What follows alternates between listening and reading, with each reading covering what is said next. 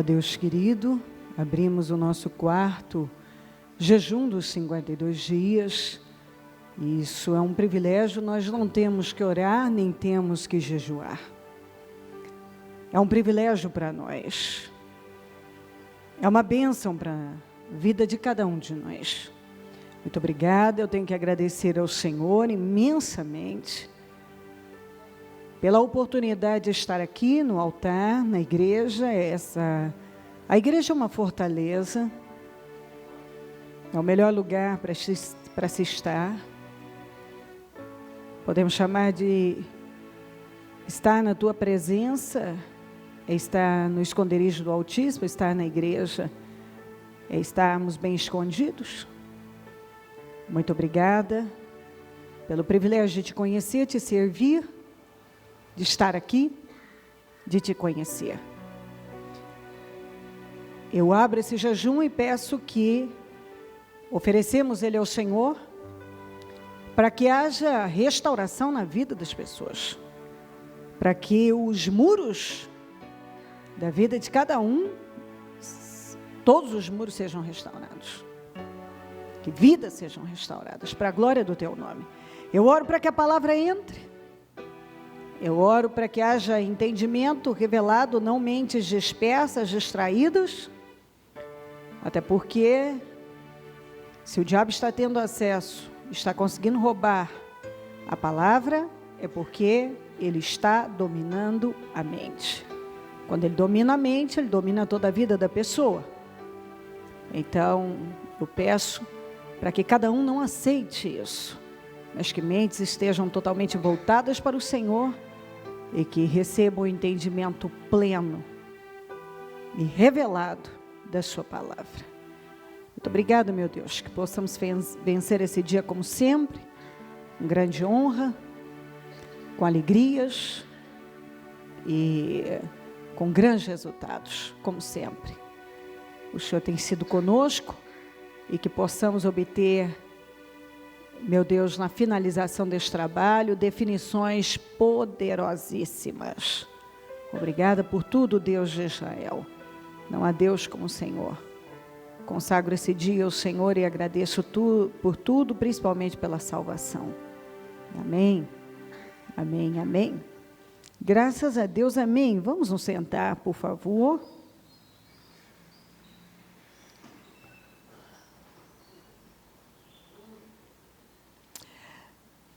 A Bíblia nos ensina, nós temos alguns princípios importantíssimos se nós queremos mudanças. Se você quer mudanças, você precisa dar atenção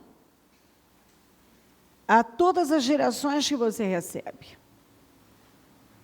Porque, sem dúvida nenhuma, nós não vamos obter mudanças se nós não estivermos dispostos a dar os passos na direção certa. Eu creio que nós precisamos ouvir a Deus e virar a nossa vida em uma nova direção. Eu ouvi, agora eu tenho que ser capaz de implantar na minha vida. A fé deve ser fundamentada no amor, na humildade e na paciência. Se você espera que a sua fé funcione, a fé, e eu vou ler, se eu conseguir tudo, tentarei, lutarei para isso, a fé opera por intermédio do amor. A fé não combina com orgulho, ela combina com humildade. Então, se você quer que a sua fé funcione, você precisa andar em amor. E quando eu falo de amor, não estou falando de preguiça, sentimentalismos, estou falando de atitude. As atitudes que a palavra de Deus nos ensina, as decisões.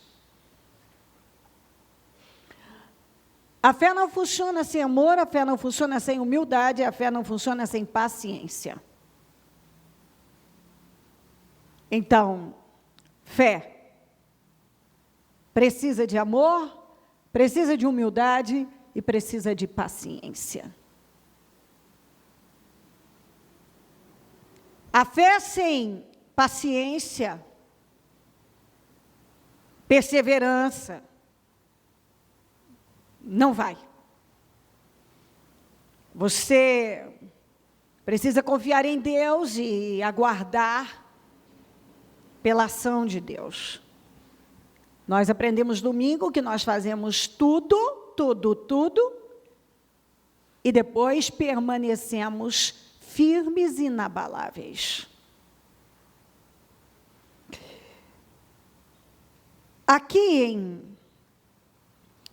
Vamos ler Jó 42, 10 e 17. Depois que Jó orou por seus amigos, o Senhor o tornou novamente próspero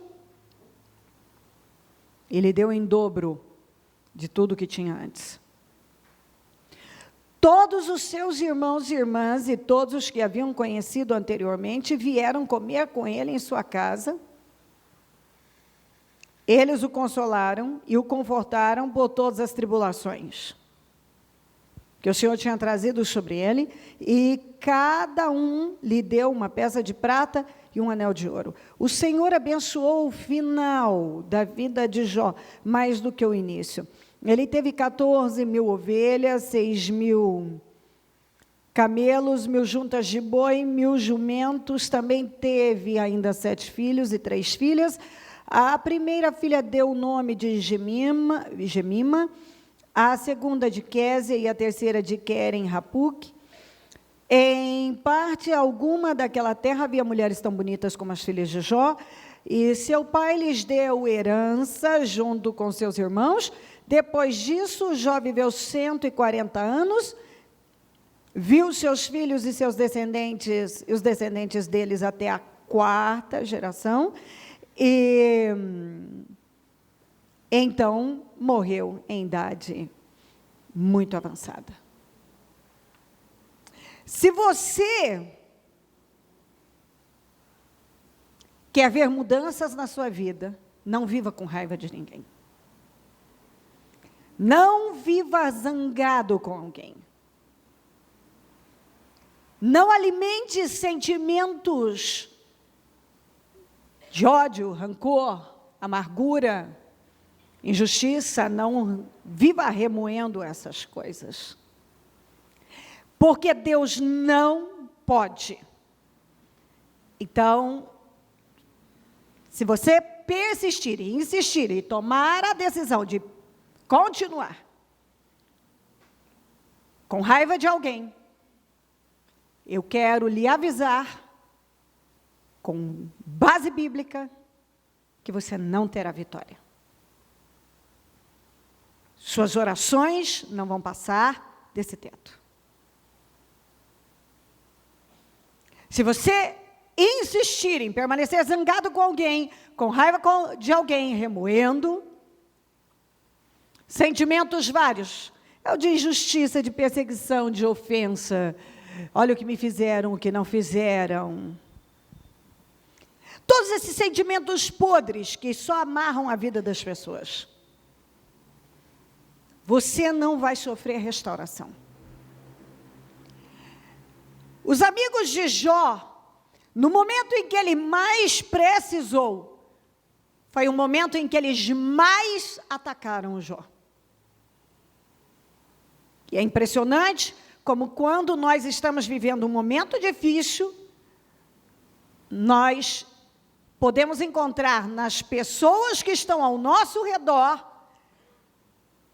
mais julgamentos do que apoio. Jó sofreu todo tipo de julgamento, palavras duras, críticas, ofensas. Eles não trataram bem o Jó no pior momento da vida dele. Ele perdeu todos os filhos, todo o patrimônio, perdeu a saúde, e os amigos ficavam lá na orelha dele. Bom, você tem que se arrepender, tem algo errado, algo muito grave com você, e foram julgando e criticando e pesando ainda mais a vida do Jó. Então, não bastando todas as mazelas, ele ainda tinha os seus amigos na sua orelha, pesando a sua vida. Só que antes de Deus restaurar, mas é uma restauração assim, sem medida. Uma restauração total. Ele teve que orar. O que Deus disse para ele: você vai orar pelos seus amigos. E como eu não posso entrar nisso agora porque não tenho tempo, mas você sabe que nada Deus faz com uma atitude errada no coração. Então, intenções e motivações são fundamentais, essenciais para o resultado, um resultado positivo. Ele teve que orar, ou seja, ele teve que perdoar, ele teve que abençoar, ele teve que abençoar as pessoas que, quando ele mais precisou, pesaram a vida dele. Só que a recompensa do Jó foi algo extraordinário. Você vê que quando você dá um passo, é isso que eu estou dizendo, e eu vivo repetindo isso. Às vezes basta uma atitude para você ver desencadear uma avalanche de vitórias. Os parentes que tinham deixado o Jó, agora vieram consolá-lo, trouxeram presentes. Deus restaurou o Jó, restaurou a saúde, restaurou a família, restaurou o patrimônio. Quando ele perdeu tudo, ele já era o homem mais rico do Oriente. Agora Deus restituiu dobradamente. Dobradamente. E o Jó, que só tinha um caco de telha para coçar suas feridas, deixou herança. Quem diria que o Jó, que um dia esteve sentado nas cinzas, coçando as suas feridas com caco de telha, deixaria herança até para a 4ª geração. Viveria o homem que viu a morte, talvez chegou quase que num estado terminal, uma aparência deprimente. Alguns, quando viram Jó, os próprios amigos não o reconheceram, de tão debilitado que ele estava. E Jó se tornou mais rico ainda, mais saudável, com uma família estruturadíssima, filhas lindas, e pôde viver para ver até a 4ª geração. Então ele viu até bisnetos. Ele viveu para ver bisnetos.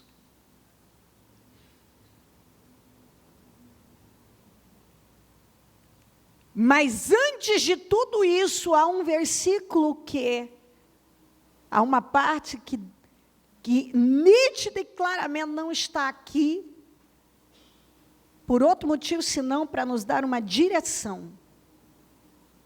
Se eu viver com raiva de alguém, zangada com alguém, magoada com alguém, remoendo coisas na minha vida, eu não vou ver mudanças. Eu não vou ver. Nenhum de nós. Talvez aqui há pessoas que ficam com aquele pensamento de que, mas eu fiz a alguém e ele não me retribuiu. Eu vou repetir pela 1000ª vez uma coisa que eu já falei muitas vezes. Faça as pessoas sem esperar, não espere receber delas, espere receber de Deus. Pare de fazer as pessoas esperando receber delas. A sua recompensa virá de Deus, espere receber de Deus. Deus tem uma benção dupla para você. Eu quero que você a receba, mas você não vai recebê-la se você permanecer com sentimentos miseráveis, guardando coisas contra alguém e esperando receber de alguém, ou decepcionadíssimo, porque você fez algo a alguém e essa pessoa não te retribuiu. Faça quem quer que seja. E não espere receber de uma pessoa, não espere receber de alguém, seja lá de quem for. Espere receber de Deus. Tudo que você fizer, tira da sua cabeça. Às vezes eu ouço pessoas dizerem assim, mas nenhum obrigado. Melhor para você. Que você não tenha mesmo honra nenhuma de ninguém e que toda honra venha do céu, porque ninguém sabe nos honrar como Deus. E você precisa aprender a ter maturidade e aprender a viver. É gostoso quando alguém fala, etc. Para o nosso ego é muito bom. Todos nós temos nossas emoções, nossos sentimentos, mas elas não nos ajudam em nada. Nos atrapalham na maioria das vezes.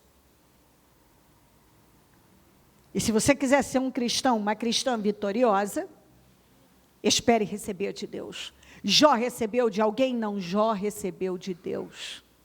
A Bíblia diz aqui, o Senhor o tornou novamente próspero. Está aqui, seus amigos, o fulano, o governo, o rei daquela terra, tornou Jó rico? Não, o Senhor. Então, quando Deus decide abençoar uma pessoa, Ele não precisa disso ou daquilo, Ele precisa da sua fé. Então, você tem que parar de esperar das pessoas, que alguém vai te dar alguma coisa, ou que ela vai te retribuir em algo. Você tem que aprender a esperar de Deus, a falar com Deus. Porque quando nós falamos com Deus, a nossa vida toma uma direção de vitória. Quando nós oramos a Deus, por que as pessoas contam tanto os seus problemas para as outras? Por que elas gostam tanto de desabafar? Porque elas querem atrair a pena das pessoas. Ainda que alguns digam, não, ainda que isso esteja cego aos seus olhos, seja um ponto cego. Nenhum de nós falamos tanto das coisas que estão nos acontecendo por nenhum outro motivo, senão atrair a pena das pessoas. É a chamada autopiedade, que é a idolatria, e que não te ajuda em nada. Isso é prova de que o ser humano depende muito mais de outro ser humano do que de Deus. Porque eu não vejo muitos falando com Deus horas, como falam ao celular com pessoas, ou conversam, ou até mesmo fofocam com outras pessoas, se elas usassem todo aquele tempo jogado fora, desperdiçado, para falar com Deus, elas seriam as pessoas mais vitoriosas da face da terra, mas elas usam aquele tempo tão precioso que poderia estar crescendo, ouvindo a palavra e falando com Deus e declarando a palavra e mostrando a Deus suas promessas, porque é isso, você precisa lembrar a Deus as suas promessas, apresentar as suas razões, falar com o Senhor. É Ele, o Senhor, o tornou novamente próspero. Quem vai te tornar próspero é Deus. Quem vai te curar, te libertar, restaurar a sua vida é Deus, não é homem nenhum. Por isso a sua dependência deve estar totalmente em Deus. Você precisa usar a sua vida, o seu tempo para falar com Deus. Você precisa ter uma disposição para falar com Deus. Depender de Deus, porque quem vai restaurar a sua vida é Deus. Não é o fulano ou o cicrano, é Deus. Exatamente isso. Jó plantou uma semente benevolente na vida dos seus amigos. E o que é que ele colheu? Ele colheu o dobro do que ele tinha, uma vida restaurada. E tantos anos de vida que já morreu farto de dias. Ele viu até a 4ª geração da sua família. Ele foi muito longe. Para quem desceu tanto, Deus o ergueu ainda mais. Porque não só ele perseverou em Deus, nos momentos mais duros da vida dele, sem moleza, sem autopiedade. E ele esperou receber de Deus. Algumas pessoas ainda não entenderam isso. E é fundamental que você entenda. Mas vamos seguir.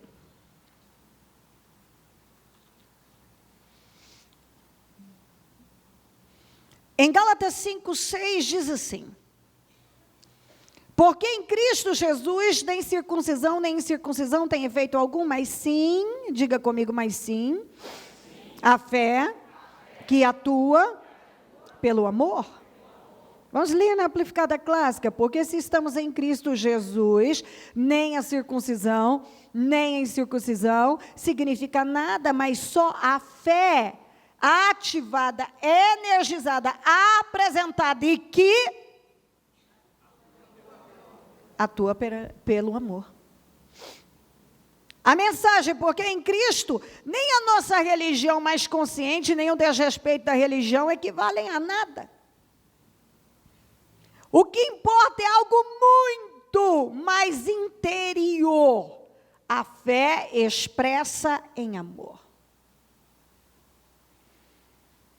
Porque em Messias Yeshua, nem a circuncisão, nem a incircuncisão tem qualquer significado, mas só a confiança e fidelidade é expressada através do amor. Andar em amor. Você tem que começar a plantar as sementes. O que nós temos aqui? Eu quero, isso aqui é semente de milho. Isso aqui é a semente de mostarda. Isso aqui é a semente de chia.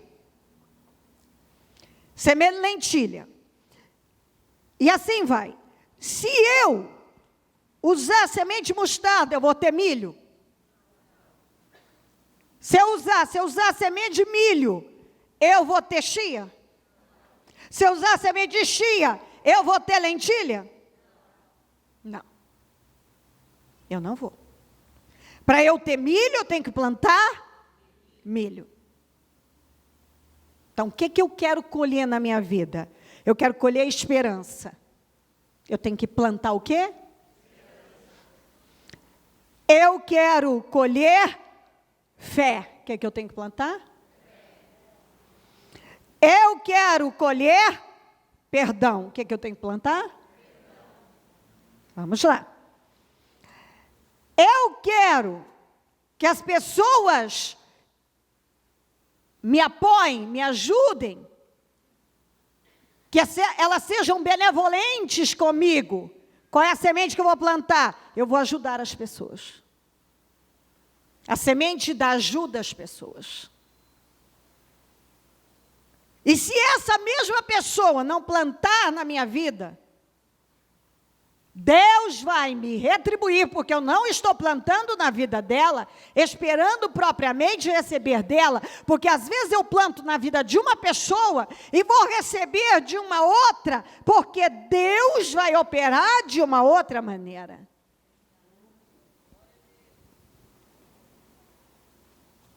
Eu quero receber amor, eu vou plantar o quê? Eu vou plantar amor. Eu quero amor, eu quero uma vida abençoada. Eu não posso plantar ódio e esperar que eu vou colher na minha vida amor. Eu planto amor. Eu colho amor. Não importa de onde, vai vir para a minha vida. Eu quero o avanço de alguém. Eu quero avanços na minha vida. Então eu devo desejar o avanço de alguém.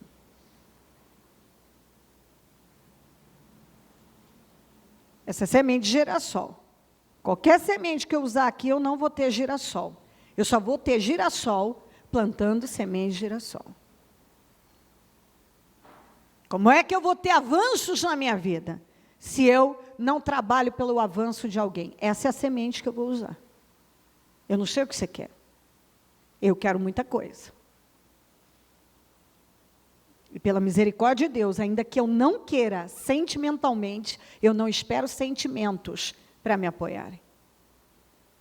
Eu planto por decisão, todo dia, por decisão, coisas que eu quero colher na minha vida e na vida da minha família.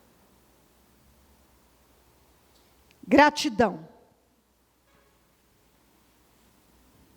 Se eu não planto gratidão, não é o que eu vou receber na minha vida.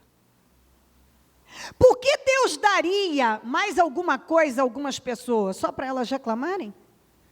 Porque algumas pessoas não importa o que Deus dá a elas. Elas estão sempre reclamando da vida que tem.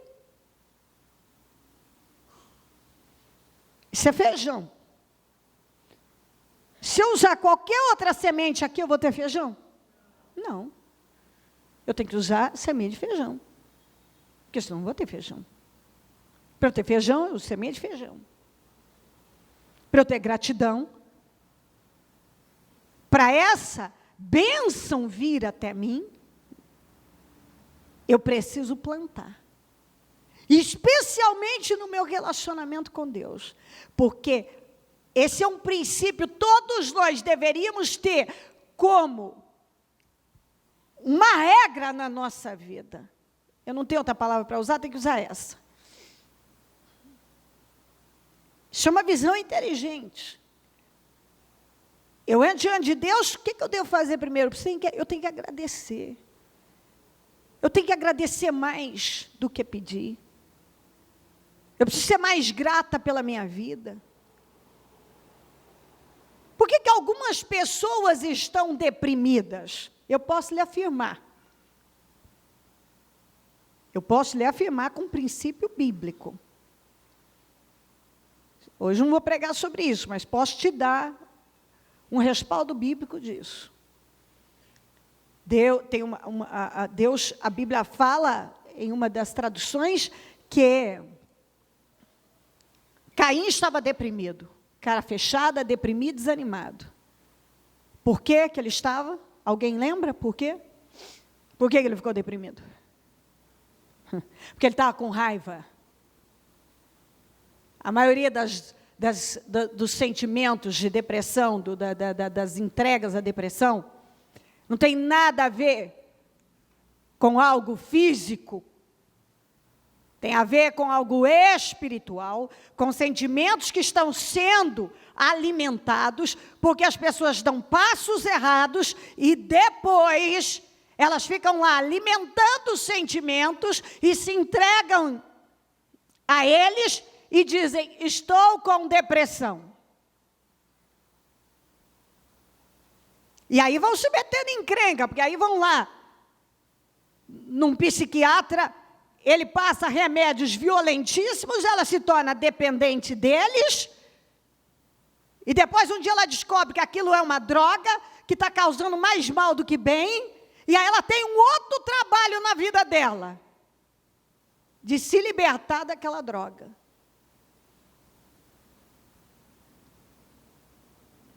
De se libertar. Mas porque naquele momento que Deus falou com Caim, Caim, se você fizer bem, não vai haver aceitação para você? Claro, Caim, que vai ter. Mas acontece que as pessoas, elas não querem fazer o que elas têm que fazer. Elas querem se entregar a todos os sentimentos, sejam eles quais forem. Elas poderiam se levantar, eu estou mal, sabe como é que eu me curo? Isso é bíblico, indo plantar uma boa semente na vida de alguém. Mas não, eu quero ser egoísta, eu quero lamber feridas, eu quero que alguém tenha dó de mim. Eu quero me entregar a situações. Ah, bispa, ninguém quer isso. Muita gente quer. Acredite que muita gente quer. Ela simplesmente poderia tomar uma outra decisão, mas ela toma aquela. Eu não consigo reagir, consegue? É só você analisar a vida dessas pessoas, anda por um lado, só não anda na direção onde... elas só não conseguem fazer aquilo que elas deveriam fazer.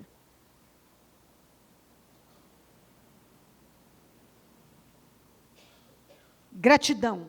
Está faltando gratidão. Como é que você vai ter grandes coisas de Deus se você é uma pessoa ingrata? Você não é grato. Por qualquer coisa já tem alguém se entregando, se joga na egoísta. Dominado por sentimentos, está cheio de si mesmo. Não é grato a Deus. Eu já tive filho morrendo. Eu sou muito grata a Deus.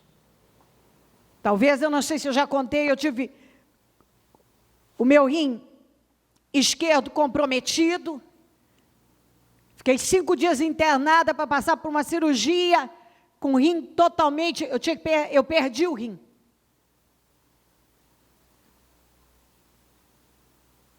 E ali eu lutei com toda a força da minha vida. E não aceitei, e eu lutei com a força da minha vida. E resumindo, eu disse para ele, não vou passar pela cirurgia. O urologista disse, você não tem saída. Eu disse, eu não vou passar. Eu vou confiar em Deus. Eu quero ir para casa e eu vou confiar em Deus. Ele falou, você vai voltar para o hospital. Você está com crises fortes e eu tinha dores assim, porque uma crise renal é considerada pela medicina a dor número 1. Depois vem a dor de parto, que é a número 2. Eu fui assim, num estado de morte, de tanta dor. Eu disse, não, eu vou confiar em Deus. E eu fui confiando em Deus. E eu lembro que eu fui tomar banho, muito debilitada, e foi onde eu comecei, e Deus me curou, com eu estava tão debilitada, e eu, dentro do banheiro, eu comecei a ter uma boa atitude. O Espírito Santo começou a me levar para aquilo. Eu comecei a cantar um hino que depois eu fiz. Me ajuda aí, Tamires, me lembra daquele hino. É maravilhoso, e eu morrendo. É maravilhoso, é maravilhoso, Ele é o meu Senhor, é maravilhoso, e assim, é maravilhoso. É maravilhoso. Eu não aceito. E fui cantando, chorando, as lágrimas caindo, eu não aceito. Eu não aceito. Eu nunca mais tive uma crise renal, eu não perdi o rim, ele está aqui. Ele está aqui. Depois nós cantamos muito tempo esse hino, porque eu fiz esse hino debaixo do chuveiro, pedindo socorro a Deus, que eu não podia viver daquele jeito e lá não era o meu lugar. Depois eu tive um problema no ciático. E eu ouvi do ortopedista. Antes dos seus 40 anos, você vai depender, no mínimo, se você... Eu digo, ele disse, você vai precisar de cadeira de rodas.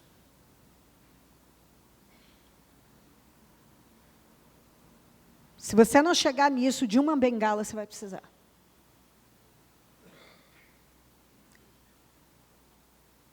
Um dia Osmar me levou para o hospital, que assim, você pede, corta a perna. E no final das contas eu ouvi esse diagnóstico. E eu rejeitei. Eu rejeitei com a fé. Então, eu tenho motivos para agradecer. Eu tenho meus 2 rins e eu tinha perdido um. Eu ando, eu agacho, eu unjo. Eu unjo tantas pessoas. Eu fico horas em pé.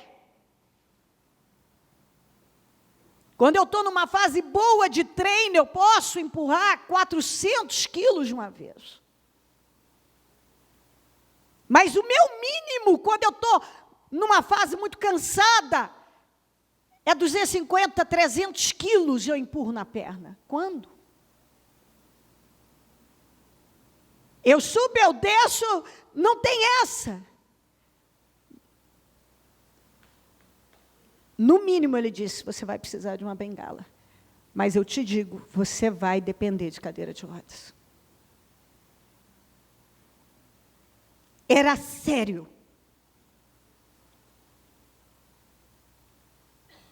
Então, todo dia quando eu acordo, eu tenho um filho que foi desenganado por 7 anos. Eu tenho rim, eu ando. Quando eu estou muito cansada, que eu não quero treinar naquele dia, eu digo a mesma coisa. O tempo que eu estava, tinha dias que eu não podia me mover, nem tomar um banho sozinha. De dores. Eu não tenho nenhuma. Nenhuma. São tantas as histórias. Então, todo dia eu tenho que plantar uma semente de gratidão. Todos os dias eu tenho por que agradecer. Por que Deus me daria mais para eu reclamar? Se Deus não me desse nada, eu ando, eu tenho os meus rins funcionando, eu tenho um filho que sofreu todas as previsões negativas, e eu já contei aqui várias delas. E ele não tem uma sequela de nada. Nada. É de uma coisa tão impressionante que um dos médicos disse, ele vai precisar de hormônio do crescimento na infância. Ele é o mais alto da minha família. Ninguém na família é mais alto que ele. E ele não tomou nenhuma gota de hormônio de crescimento. Como explica que ele nasceu prematuro? Por que Deus vai dar mais a algumas pessoas se elas só sabem reclamar? Para elas reclamarem mais? Não, eu tenho muitos problemas. Às vezes, problemas que parecem que dali não saímos. Eu não tenho como avançar. Mas você não vai saber. Porque eles não vão me afetar. Porque eles não vão me parar. Porque a minha vida é muito mais do que aquele problema impossível que eu tenho ali.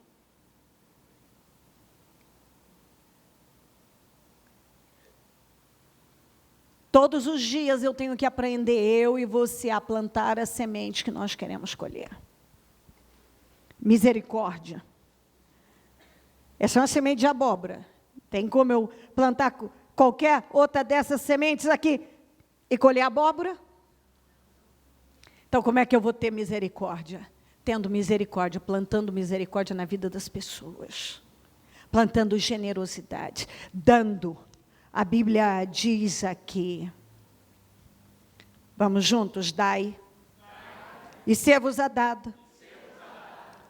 Boa medida, recalcada, sacudida e transbordando, vos darão, porque com a mesma medida, com que medirdes, também vos medirão de novo.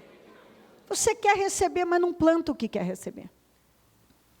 Quer receber, mas não planta amor, não planta fé, não planta misericórdia, não planta gratidão, não planta generosidade. Não planta no reino de Deus. Quer receber prosperidade, alguns nem sequer plantam dizimando, ofertando, investindo no reino. São egoístas e ficam lá na cama remoendo e alimentando todo sentimento miserável, quando deveriam levantar e serem gratas pela vida e ver que tem pessoas sofrendo em todo lugar. Eu vou plantar na vida de alguém, vou ajudar alguém a ter um avanço, vou curar as feridas de alguém, porque quando eu curo as feridas de alguém, as minhas feridas são curadas. Se você não aprender a curar as feridas das pessoas, as suas não serão curadas. Você quer colher misericórdia, você tem que usar a sementinha da misericórdia. Você tem. Você tem que pegar seu saquinho de semente. Isso aqui é feijão. Você tem que pegar o seu saquinho de sementes. E sair semeando o que você quer colher. Palavras são sementes. Diga, palavras são sementes. Atitudes são sementes. Decisões são sementes. E tudo germina. E aí chega a hora da colheita. Aí você quer reclamar da colheita. Você não planta o que tem que plantar no seu casamento. Você não planta o que tem que plantar na vida. Você não planta o que tem que plantar no trabalho. Não planta o que tem que plantar na vida das pessoas. Não planta a semente que deve ser usada dentro da sua casa. Mas você quer uma vida maravilhosa. Você não planta semente de gratidão. Mas Deus quer que Deus faça mais por você. Não. Vamos crescer. Eu não sei de que planeta alguns cristãos vieram.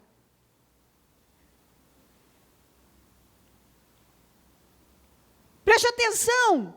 A única coisa que vai nos libertar é o entendimento da palavra, que vai fazer você. Jesus comprou o nosso destino com sangue. O seu destino foi comprado com sangue, foi preço de sangue, não foi dólar nem euro, muito menos real.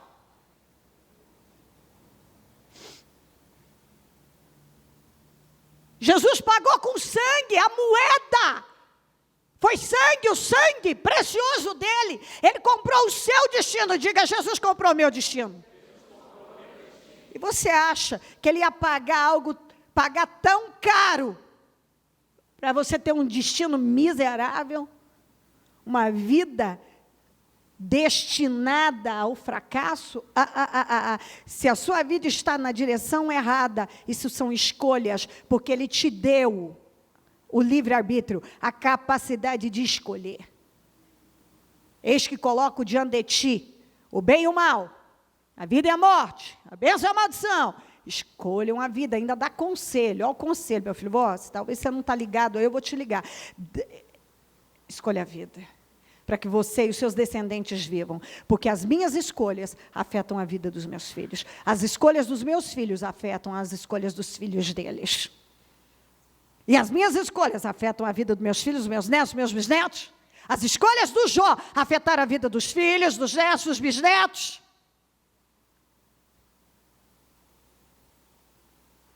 Por que a minha casa está assim? Procure nas suas decisões, nas suas escolhas, nas suas atitudes.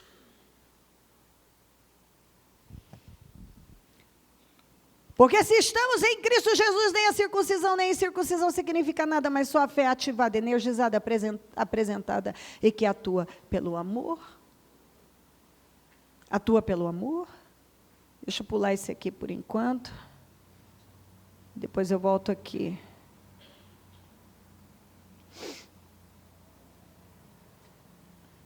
Filipenses 4:6, não andem ansiosos por coisa alguma, mas em tudo, pela oração e súplicas, e com ação, apresentem seus pedidos. Não andem, primeiro, direção, não andem ansiosos. Adianta andar ansioso? Não. Você toma responsabilidade, faz tudo que o Senhor deu a você de direção para fazer, e agora lança os seus cuidados.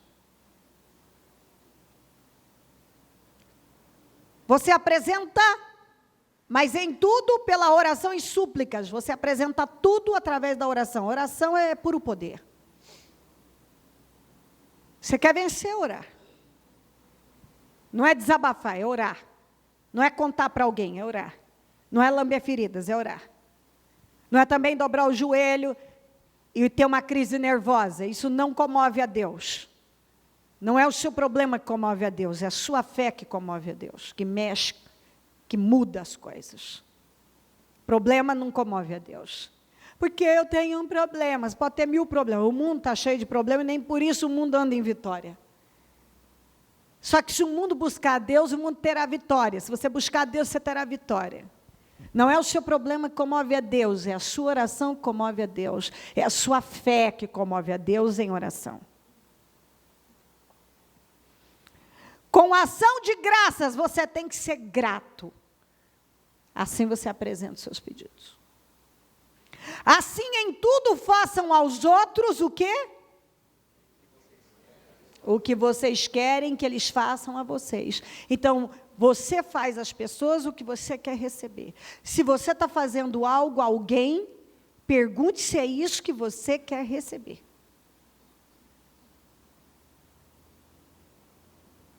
Pergunta se é isso. Eu estou falando de você fazer coisas sem propósito. Não é nada disso. Eu não vou fazer nada sem propósito. Ninguém vai controlar a minha vida, até porque se eu der tudo às pessoas que elas querem, eu não vou fazer nada na vida. Nem pregar a palavra, que é o meu chamado. Eu estou falando dentro do que é propósito, do que é correto. Daquilo que é certo, faz parte de um propósito. Eu abençoo as pessoas, eu oro pelas pessoas, eu quero isso tudo para mim.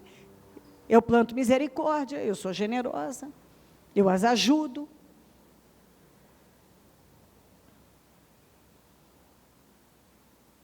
Mas algumas pessoas, elas não entendem isso, então elas vivem odiando. E eu vou dizer uma coisa para você, aquela pessoa que fez algo na sua vida contra você, talvez ela está repetindo algo que foi feito com ela, e se você não plantar uma outra semente na vida dela, se você não plantar uma outra semente na vida dela, alguém tem que tomar essa decisão, e essa semente que você plantar vai voltar para você essa colheita. E você vai dar condições a essa vida de ter esperança, de viver de uma outra maneira, porque, dependendo da forma que a pessoa vive, ela está arrasando com o destino que foi comprado com sangue.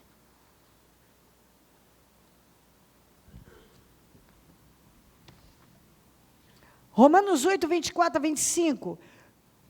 Pois nessa esperança fomos salvos, mas esperança que se vê não é esperança. Você já viu alguém tendo esperança em algo que ele está vendo? Se eu estou vendo isso aqui, por que eu vou ter esperança disso estar aqui? A gente tem esperança pelo que a gente não vê. Esperança de ver. Vou ter esperança pelo que eu estou vendo? Isso não é esperança. Não preciso de esperança pelo que eu estou vendo. Eu preciso pelo que eu não estou vendo. Quem espera por aquilo que está vendo? Quem espera por aquilo que está vendo? Quem? Ninguém. Mas se esperamos o que ainda não vemos, aguardamo-lo pacientemente. Mas se esperamos o que ainda não é visto por nós, esperaremos com paciência e compostura. Mas se esperamos ansiosamente por coisas que nunca vimos, então esperamos com verdadeira perseverança e grande expectativa.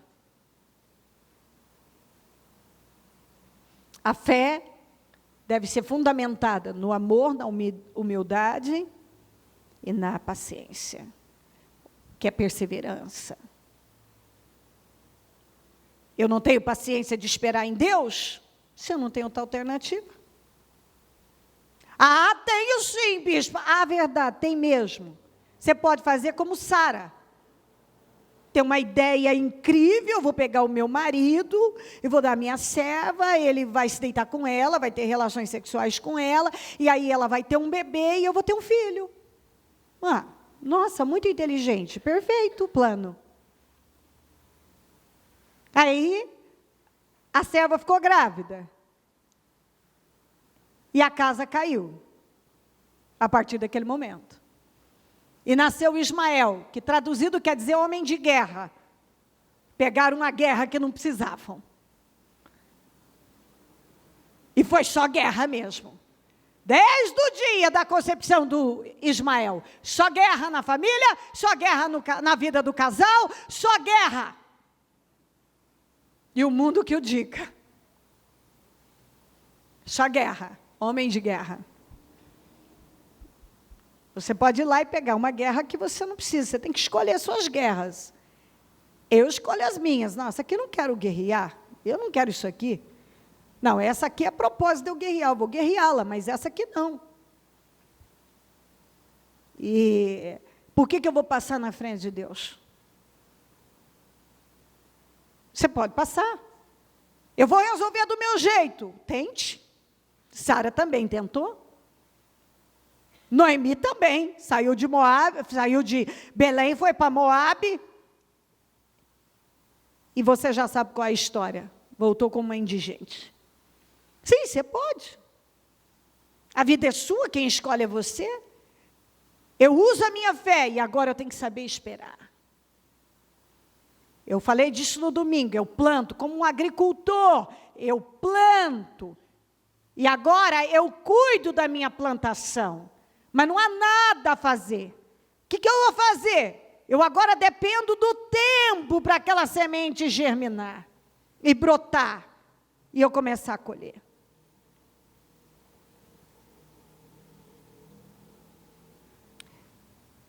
Mas se esperamos ansiosamente por coisas que nunca vimos, então esperamos com a verdadeira perseverança e grande expectativa. Lembra? Você espera com compostura, você espera com grande expectativa. Você tem que saber esperar. Eu fiz tudo. Agora, o que diz a Bíblia? Depois de ter feito tudo, o que eu faço mesmo? Eu permaneço inabalável. Eu permaneço. Inabalável. Vou deixar essa para o final, deixa eu voltar aqui.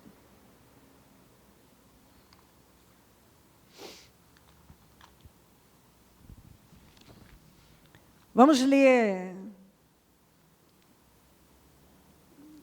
1 Reis 17. Ora, Elias de Tisbe, em Gileade, disse a Acabe: juro pelo nome do Senhor, o Deus de Israel, a quem sirvo, que não cairá orvalho nem chuva nos anos seguintes, exceto mediante a minha palavra. Depois disso, a palavra do Senhor veio a Elias: saia daqui, vá para o leste, esconda-se perto do riacho de Querite, a leste do Jordão. Você beberá do riacho, e dei ordens aos corvos para o alimentarem lá. E ele fez o que o Senhor tinha dito, foi para o riacho de Querite, a leste do Jordão, e ficou lá.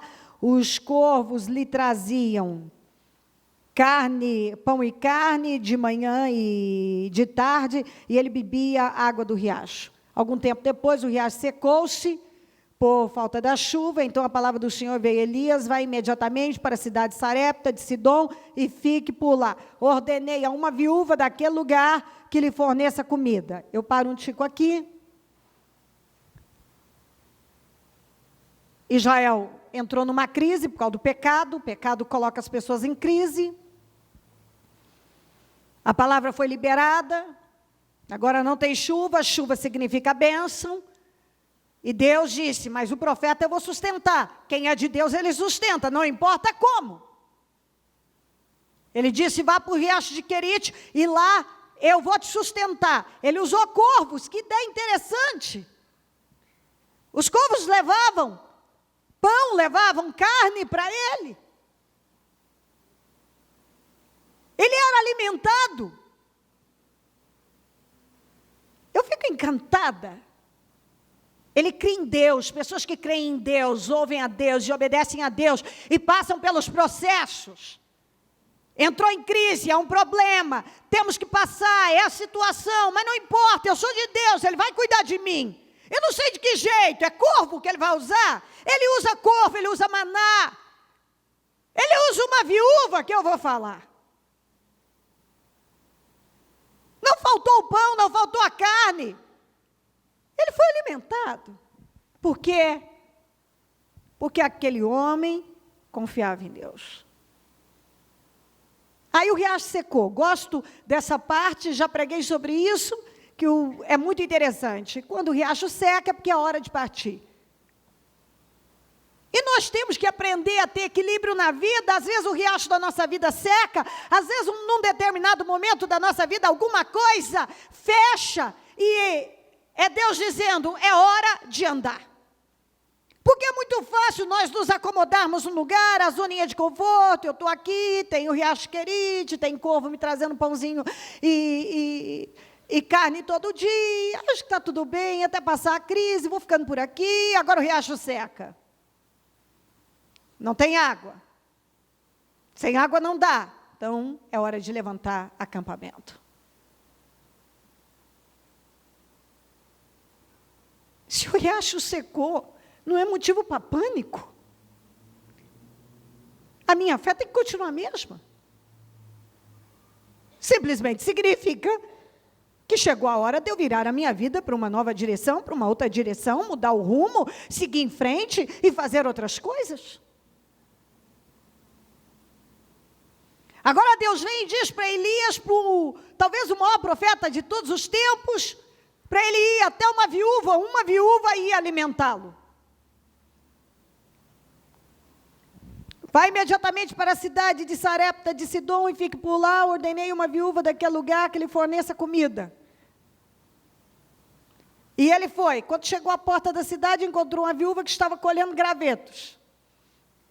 Será que ele pensou que era uma viúva rica? Bem estabelecida, que ia servi-lo muito bem, ele encontra a viúva. A viúva era pobre, estava quebrada,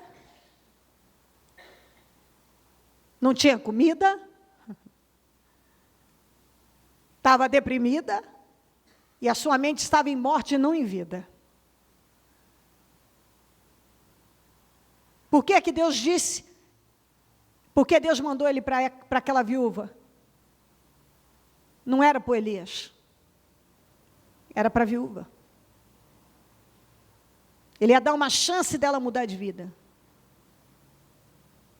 Uma chance dela não morrer. A oportunidade chegou até ela, mas não de graça, com o uso da fé. Ele foi, quando chegou à porta da cidade, encontrou uma viúva que estava colhendo gravetos. Ele a chamou e perguntou, pode me trazer um pouco d'água numa jarra para eu beber? Enquanto ela ia buscar, ele gritou, por favor, também traga um pedaço de pão. Mas ela respondeu, juro pelo nome do Senhor, o teu Deus, que não tem nenhum pedaço de pão, só um punhado de farinha num jarro e um pouco de azeite numa botija. Estou colhendo uns 2 gravetos para levar para casa e preparar uma refeição para mim e para meu filho, para que comamos e depois morramos. Agora, Elias, usado pelo Espírito Santo, deu a ela a chance da vida dela. Então, Elias, porém, lhe disse, não tenha medo. Primeira coisa, você está nessa condição, quebrada, deprimida, pensando em morte, ao fim de tudo, não tenha medo. Vá para casa e faça o que eu disse. Mas primeiro, faça um pequeno bolo com o que você tem e traga para mim, e depois faça algo para você e seu filho. Pois ela já tinha dito que ela não tinha. E ele, como que? Ele ignorou totalmente e disse: faça primeiro para mim. Você planta na minha vida. E depois você vai poder fazer para você e para o seu filho. Ela teve a chance de usar a fé. Foi dada a ela a oportunidade de plantar a semente que ia mudar a vida dela. Primeiro você vai plantar. Você vai plantar na minha vida. Você planta no reino de Deus. Você planta na vida de uma pessoa. Você planta o que Deus espera que você plante. Você usa da semente que Ele espera. E aqui no caso, era usar exatamente aquilo que ela disse que ela não tinha. Era tão pouco que mal dava para ela e o filho que ela ia comer e ia morrer com o filho. E só esperar a morte, pensamentos de morte. É o que ela tinha. Essa mulher pegou essa chance. Pois assim diz o Senhor. Olha só.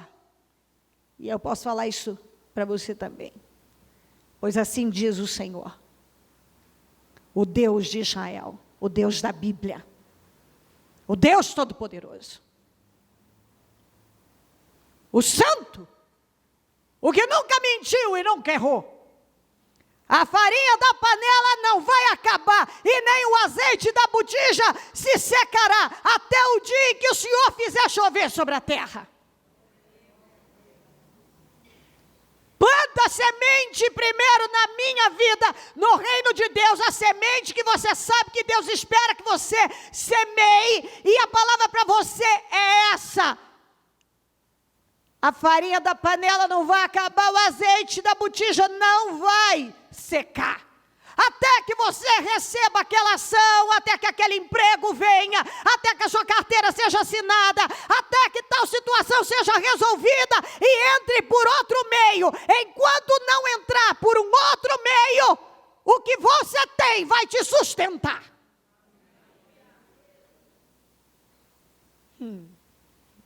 Isso é forte. Isso é forte. Uau! Eu estou acabando, eu vou morrer. Não vai. Você não vai morrer se você começar a plantar a semente certa. Aquilo que você quer colher, aquilo que você já deveria estar plantando há muito tempo. Faça a lista das coisas que Deus espera que você semeie. A lista de sementes que você deve usar no reino e na vida das pessoas. E na sua própria vida. Porque talvez na sua própria vida, sementes que você usa são muito ruins, palavras negativas, desabafos miseráveis, que só falam de coisas desastrosas, de impossibilidades, atitudes que escandalizam. Você tem plantado uma boa semente na sua casa, você tem plantado uma boa semente na sua família, você tem plantado uma boa semente no seu condomínio, você tem plantado uma boa semente lá por onde você passa, você tem plantado uma boa semente na vida da sua família, você tem plantado uma boa semente na igreja, você tem plantado uma boa semente por onde você passa, através das suas palavras, das suas decisões, das suas atitudes. Assim diz o Senhor, não vai acabar. Ela foi e fez. Aqui está o segredo. Crer no que você está ouvindo. E fazer. Porque uma coisa é ouvir, outra coisa é ir lá e colocar em prática. Ela foi e fez, diga fez. Conforme Elias lhe dissera. E aconteceu que a comida durou muito tempo para Elias, para a mulher e sua família. Como é que explica isso? Não era só para ela o filho morrer? Agora deu mais uma boca, Elias, para a mulher e a família inteira. Não era mais só ela e o filho. Agora tinha muitas bocas para serem alimentadas e a comida durou. Pois a farinha na vasilha não se acabou e o azeite na botija não se secou, conforme a palavra do Senhor, liberada, proferida por Elias. Se você crê, a farinha da panela não vai acabar, nem o azeite da botija não vai secar, conforme a palavra liberada pela Cleo, pelo Senhor, por intermédio da Cleo, na sua vida. Porque Deus não mudou. Agora, eu tenho manifestado a fé, bispa. Para a sua fé funcionar, ela precisa estar alicerçada no amor, na humildade e na paciência. Ela não opera sozinha. Ela não atua sozinha. Aí está o erro de muitos cristãos. Porque eu manifestei a fé, eu fiz isso, eu fiz aquilo outro. Foi fundamentada no amor, na humildade. Você é humilde? E humildade não tem nada a ver com aparência, tem a ver com uma atitude no coração, uma atitude interna, um comportamento de vida, ouvir a Deus. E paciência, eu tenho que saber esperar.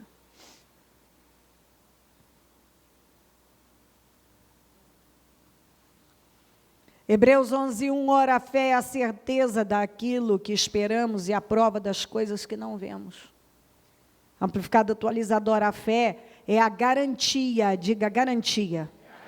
Vamos, título de propriedade, de confirmação das coisas que se esperam, divinamente garantida, quer dizer, foi garantida por Deus, e a prova das coisas que não se veem, diga a convicção de sua realidade, realidade de fé, compreende como um fato que não pode ser experimentado pelos sentidos físicos. Fé não tem nada a ver com sentimento, com o que você está vendo, ouvindo, tocando. Fé é crer no que não existe, é crer no invisível, como está em Hebreus 11. O que é a fé? É a garantia confiante de algo que queremos e vai acontecer. É a certeza de que o que esperamos está esperando por nós. O que esperamos está esperando por nós. O que esperamos está esperando por nós. Adorei essa. É a certeza de que o que esperamos está esperando por nós. Você sabia que o que você quer está esperando por você? Como você está esperando por isso, isso também está esperando por você? Mesmo que não podemos vê-las de frente. A fé é a certeza das coisas que se esperam, a convicção absoluta de que existem realidades que você nunca viu. Ora, ter fé é ter certeza de que vamos receber as coisas que esperamos e ter convicção de que uma coisa existe, mesmo quando não a vemos. Eu tenho que crer. Eu creio totalmente no que estou ouvindo, no que diz a palavra. E agora eu dou uma olhada na minha caminhada de amor. Eu observo que espírito está em mim. Se eu tenho agido com humildade. Se eu tenho sabido esperar. Se eu tenho esperado da maneira correta. Com paciência, com perseverança. Paciência e perseverança, a mesma coisa. Se eu tenho mantido a minha esperança. Sim, você entendeu. Não entendeu?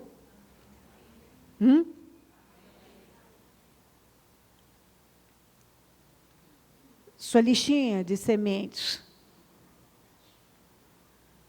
Que você quer colher, mas talvez não está plantando. Você quer colher, mas não está plantando. Como vamos colher algo que não estamos plantando? Primeiro eu dou a terra, depois a terra me devolve. Pegue o seu propósito, vamos nos colocar em pé.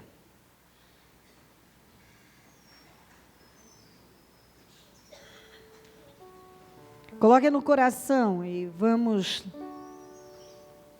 Lembra como nós começamos? A fé deve ser fundamentada no amor, humildade e paciência. Pare de viver com raiva de alguém. Se você quer ver mudanças, não pode viver zangado com alguém. Lembre-se que falamos, esperamos receber muitas pessoas e somos ensinados a não esperar receber das pessoas, espere receber de Deus. Deus recompensará você. É de Deus. Você deve esperar de Deus. Receber de Deus. Diga comigo, preocupação e ansiedade não funcionam. Você ficar aí numa frustração também não funciona. Você pode resolver o seu modo? Pode. Mas eu creio que algumas pessoas têm pego muitos Ismaéis para a vida, antes de obter o Isaac, porque vai lá e tenta resolver algo que deveria fazer tudo em Deus e depois permanecer firme e inabalável, aguardando por Ele. Você quer colher algo, dá e ser-vos-á dado. Você planta e volta para você. A viúva precisava de um milagre. Para obter, ela teria que semear a semente. Diga comigo, a viúva precisava de um milagre. Mas para obter, teria que semear a semente. Então você quer o seu milagre. Tem que estar disposto a semear. Primeiro para Deus, primeiro para o reino de Deus. Se você perdeu o início da reunião, é muito importante que depois você vá ouvir ou ouvi-la de novo. Esperança, amor, perdão, generosidade, misericórdia, são sementes poderosas. Se você precisa de avanço, contribua para o avanço de alguém. Lembre-se, se você está reclamando do que tem, por que Deus vai te dar mais? Para você reclamar mais? Seja grato. Gratidão é uma semente transformadora. Ore. Se quer ir além, lembre a Deus das suas promessas. Abra a sua boca e fale continuamente com Deus. Diga isso para Deus: Senhor, quer saber? Eu não vou me calar, eu vou todo dia fazer como aquela viúva que ia bater na porta do juiz. Senhor, julga a minha causa. Está escrito assim, está escrito daquele jeito, está escrito, está escrito, está escrito, está escrito, está escrito. Por que você não toma essa decisão de repetir continuamente as promessas de Deus? Lembre-o de suas promessas. Confissões certas.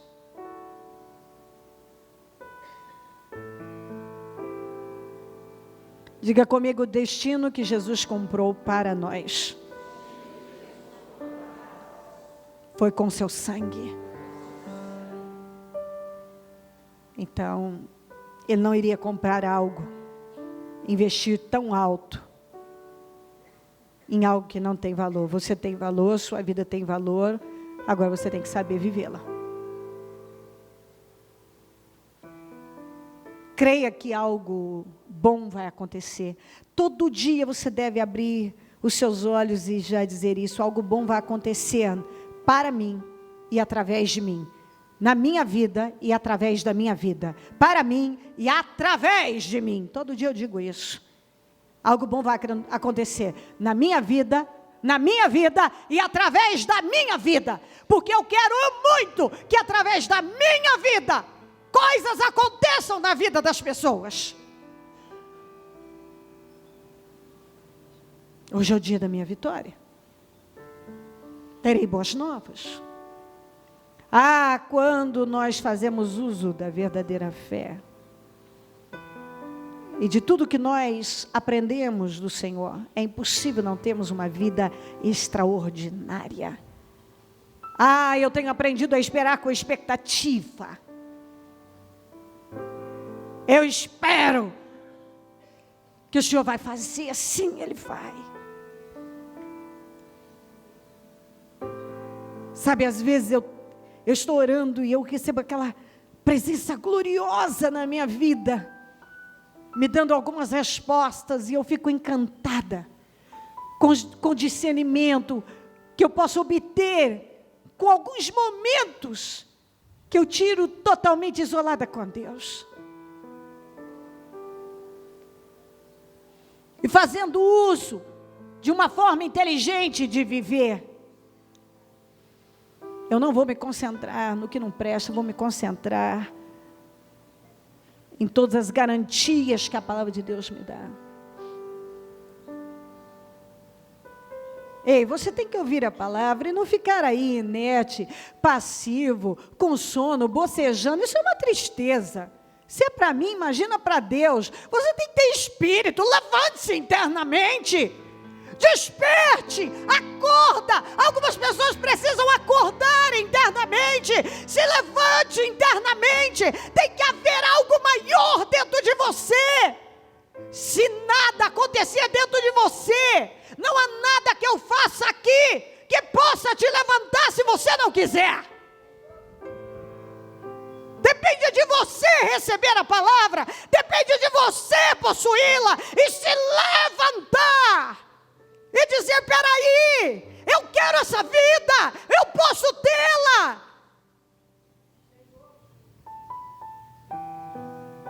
Eu posso ter essa vida abundante. Jesus comprou o meu destino com sangue, então eu tenho um destino glorioso. Se a minha vida não vai bem, eu vou procurar nas sementes que eu estou usando, nas escolhas que eu estou fazendo, porque eu quero tudo que foi conquistado na cruz. Eu vou colaborar com Deus, eu vou cooperar com Ele. Eu terei a atitude que a palavra de Deus me ensina, uma atitude de fé. Eu vou observar o que eu não estava observando. Minha caminhada de amor, se é um espírito humilde, porque Deus se opõe aos orgulhosos. E como eu estou esperando com uma boa atitude, com expectativa, com alegria, com confiança. Ou estou esperando, reclamando, murmurando, me entregando, estou deprimido, quero a morte, não sei mais o que fazer. Sim, você sabe o que fazer. Pare de dizer que não sabe o que vai fazer. Pare de dizer que não sei mais o que fazer. Pare com esse assunto, porque você sabe muito bem o que fazer. Esperar em Deus. Ele nunca deixou o seu povo. Israel não pereceu por causa de Deus, mas por causa das suas próprias escolhas. Vamos crescer e parar com esse disco furado. Não sei o que eu vou fazer, não sei o que eu vou fazer, não sei o que eu vou fazer, eu não sei, eu não sei o que eu vou fazer, eu não sei o que eu vou fazer, eu não sei mais, pare com isso. Você sabe muito bem, aqueles que foram derrotados não foram derrotados por Deus, foram derrotados por si mesmos. Porque com Deus, esperando em Deus, tendo uma boa atitude em Deus, você jamais sofrerá fracassos. Porque está tudo derrubado, porque isso aconteceu, as contas estão chegando, eu terei que fazer isso. Para de falar aquilo que o diabo instiga você a falar, e comece a declarar coisas poderosas. Viva de uma maneira diferente. Eu estou esperando por Deus, Deus vai me socorrer a tempo, a vitória é minha, eu vou plantar a boa semente, eu terei uma atitude de paz, de alegria, de confiança. Eu esperarei de uma maneira inteligente, sábia, eu confiarei em Deus. E o diabo, quando chegar perto de você e disser: você está vendo? Vai perecer. E aí ele usa alguém da família, para bater ainda na sua porta e dizer: você está vendo que nada vai dar certo? Não é melhor você fazer isso, fazer aquilo e fazer aquilo outro, porque você não está vendo que a casa está caindo e como vai ser a nossa vida? Você tem que parar e dizer: aguarde e verá, o meu Deus se mostrará forte na minha vida. Uau! Espere e verá. Comece a usar a fé. Fale como os profetas falavam. Vocês verão a glória do Senhor. Comece a dizer para as pessoas: você verá a glória do Senhor, eu verei a glória do Senhor, todos veremos a glória do Senhor, nós viveremos a glória do Senhor. Vamos endireitem-se em Deus, em nome de Jesus. Para de repetir as palavras do mal e tenha uma atitude de um vencedor, de um nascido de novo, de alguém que foi comprado com bom preço. Te amo, Jesus. Levante seu propósito ao céu. Mostra a Ele com a força da sua vida. Cadê a sua oração? Não é a minha oração que muda a sua vida, é a sua oração que muda a sua vida. É a sua oração que muda a sua vida. Vamos, fale com Deus. Esqueça todo o resto e comece a falar com Deus. E fale com Deus, e fale com Deus. Oh, meu Deus, como eu confio no Senhor. Por que você não começa a dizer assim: eu sou grato porque me curou daquela enfermidade, era para eu estar morto. Eu sou grato porque eu fui sarado. Eu sou tão grato porque o Senhor me salvou, porque o Senhor tem realizado os meus sonhos, porque o Senhor tem cuidado de mim. Eu sou grato porque o Senhor tem feito coisas grandiosas na minha vida.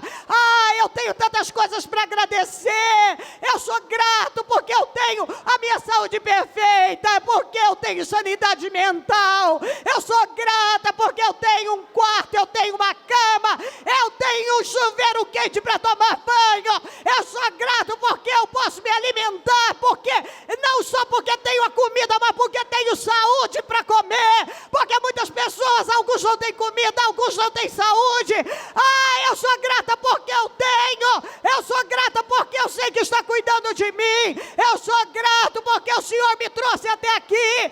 Eu sou grato porque o Senhor tem me ajudado a crescer. Eu sou grato porque a tua presença está na minha vida. Eu sou grato, oh, meu Deus, eu sou grata por tantas coisas. Você tem muito que agradecer. Eu sou grata porque eu tenho meus 2 rins, porque eu estou andando.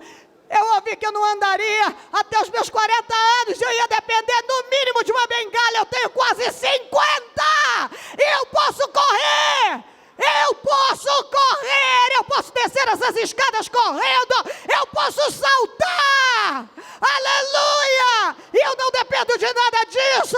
Eu sou grata porque eu tenho um filho perfeito, que estava condenado a ser uma pessoa totalmente debilitada e dependente de alguém. Eu sou grata porque o Senhor tem feito coisas grandiosas. Eu sou grata. Você tem muito que agradecer. Vamos lá. Vamos lá. Vamos lá. Um dia um diretor chegou na minha sala, pediu para falar comigo e disse assim para mim: o seu filho, caçula, nunca chegará sequer terminar a escola.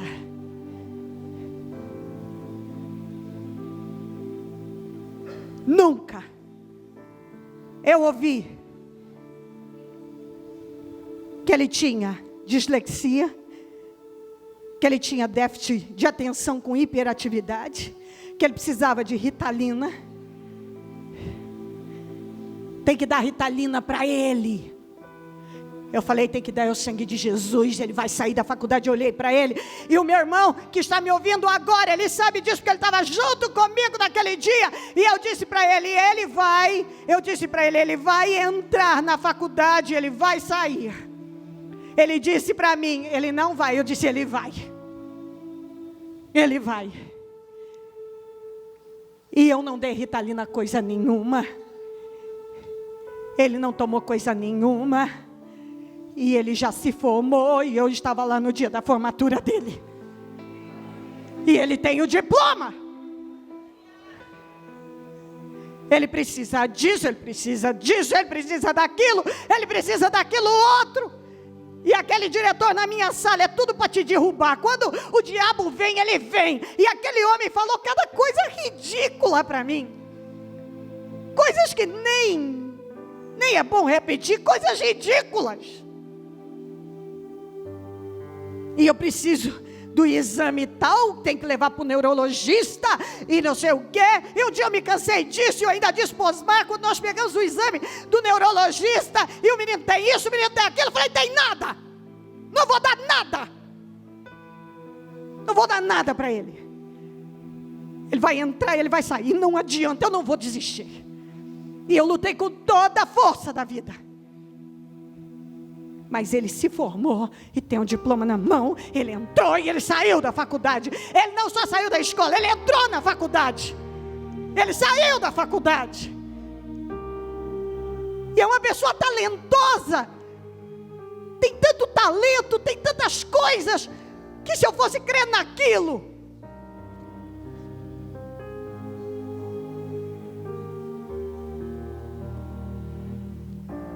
são tantas coisas que nós temos para agradecer. E agora o diabo chega e diz: essa você não vai vencer, essa você não vai vencer, essa você não vai vencer. E eu digo para ele: você vai tirando o seu cavalinho da chuva, porque eu venci antes e vou vencer agora também. E é isso que você tem que dizer: saia da minha frente, Satanás, eu venci antes e vou vencer agora. Eu nunca serei derrotado. Nunca. Nunca serei derrotado. Levanta o teu espírito e diga: minha vida será completamente restaurada. Sim, em nome de Jesus, a minha vida será completamente restaurada. Aleluia. Oh, meu Pai, tem dia que eu digo que não vou gritar, depois nos vídeos fica tão estridente, mas eu não consigo. Uau, estou cheia de Deus. Se você não estiver recebendo a presença de Deus, então você está morto. Não há o que fazer. Deus está aqui, está mandando uma mensagem extraordinária. Ele está dizendo: você vai vencer. Aleluia. Uau! Aleluia! Aleluia! Estenda as tuas mãos para a direção onde você precisa que Deus age. Ele vai agir. As nossas orações são ouvidas, elas chegam até o trono. Nós recebemos de Deus a resposta. Sim, você terá resposta. Sim, Deus te dará a resposta. Senhor, visita lá agora. Visita lá agora. Eu não sei qual o endereço, qual a situação, mas eu sei que o Senhor pode fazer. Eu sei que o Senhor pode fazer. Eu sei, meu Deus, visita lá agora e vai restaurando. Levanta essa pessoa das cinzas, restaura essa família, restaura o financeiro, restaura a saúde, opera um milagre agora, transforma para a glória do teu nome. Meu Deus, confunde o inimigo, joga por terra essas barreiras, levanta agora com poder. Faz a obra, meu Deus. É para a glória do Senhor. Vamos, com a sua mão estendida, começa a dizer: esse problema vai se tornar o meu milagre. Esse problema vai se tornar o meu milagre. Esse problema vai fazer parte da minha mensagem. Eu testemunharei esse milagre. Em nome de Jesus. Em nome de Jesus. Vamos dar as mãos e fazer a oração da concordância. Oh Deus grandioso, eu sei que nesse dia o Senhor está definindo coisas na vida do seu povo. Eu sei que está operando o impossível aqui hoje. Eu sei que está no nosso meio. Eu sei que está agindo em nosso favor.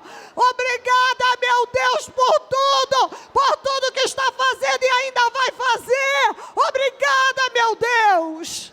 Eu concordo com todas as orações que foram feitas e ainda serão nessas 7 horas de jejum, eu concordo, eu as ligo aqui na terra, toda a restauração da vida dessa pessoa e de tudo que ela está apresentando ao Senhor, para que sejam ligados no céu. E eu desligo tudo aqui agora, eu desligo agora, em nome de Jesus Cristo, tudo que vinha afrontando a vida dela, tudo que vinha amarrando a vida dela, cegando, para que sejam desligados do céu.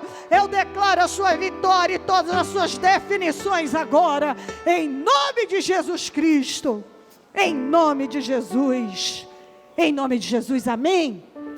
Amém e amém.